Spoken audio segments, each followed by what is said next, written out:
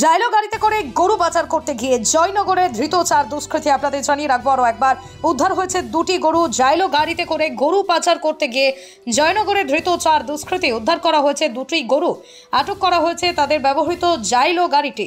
বুধবার রাতেই জয়নগর থানার পুলিশ গোপন সূত্রে খবর পায় একটি জাইলো গাড়িতে 2টি গরু নিয়ে একদল যুবক জয়নগর থেকে বারুইপুরের দিকে যাচ্ছে।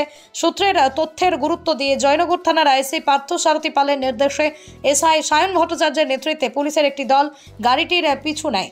পুলিশ আসছে জানতে পেরেই তারা গাড়িটি নিয়ে পালানোর চেষ্টা করলে কর্তব্যরত পুলিশের দল গোচরণ এলাকায় গাড়িটিকে ধরে ফেলে।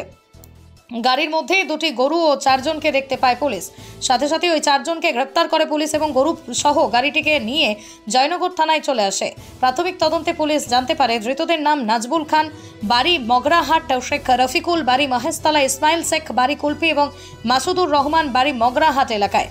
ধৃতরা এই গরু 2টি কোথায় থেকে সংগ্রহ করছে এবং কোথায় নিয়ে যাচ্ছিল সে ব্যাপারে তদন্ত শুরু করছে জয়নগর থানার পুলিশ। আজ ধৃতদের জয়নগর থেকে বারুইপুর আদালতে পাঠানো হয়।